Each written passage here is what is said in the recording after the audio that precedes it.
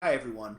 If your child seems more irritable right now, or they're picking fights with you more, arguing, or provoking their siblings more, it's not just summer boredom. There's a reason that this is happening. When there are no structure, no expectations, and nothing required of them, kids with ADHD become dysregulated. They feel unanchored, and that leads to more arguing, more sibling provocation, more pushback, lack of cooperation, and so on. So, what I find every summer is that many parents, as soon as school is over, they basically say to themselves, okay, we can take a break from, things we've been working on, and, we'll just take, and let things slide a little bit. And I get that because parents need a break too.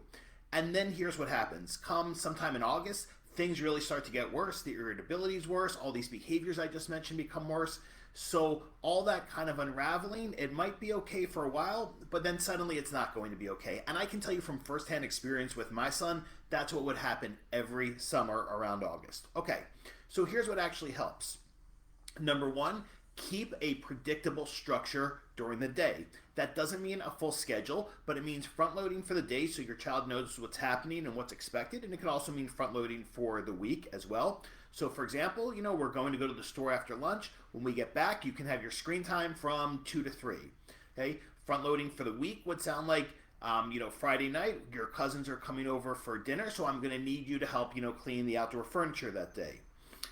Daily expectations is the next part. Daily expectations is something I teach in the Creating Daily Expectations course. So we break daily expectations up into helping around the house, as well as how family members should be treated, or cooperation. So if your child has a propensity to be inflexible, then there needs to be a daily expectation in place for cooperation. So things like video games, phones, those are not entitlements that your child is owed for being alive. Those are things that are earned for meeting daily expectations. And that also helps teach accountability as well.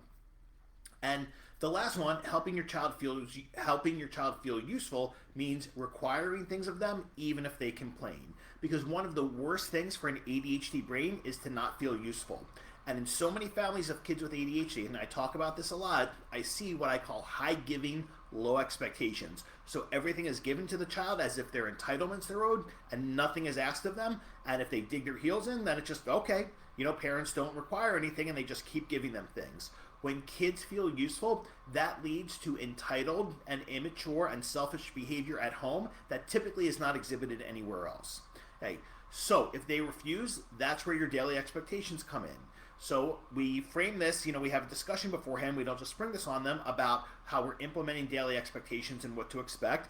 And in terms of scaffolding for the day, that is also something that I teach in my Capable and Confident Parent Behavior Training Program for parents of 4 to 7-year-olds, and Scaffolding Better Behavior for parents of 8 to 17-year-olds. And I do want to mention, high school kids still need scaffolding, okay? That's often when my son, I found, was the worst. It wasn't when he was younger in elementary school or middle school, is when he was in high school come August where things would get bad. So, if you would like to learn more about this, you can check out the different courses. All of them are included in the ADHD Dude membership. And last thing I want to say, you want to be proactive about this because you don't want to get to August and things suddenly blow up because you didn't have things in place earlier in the summer. So just keep that in mind.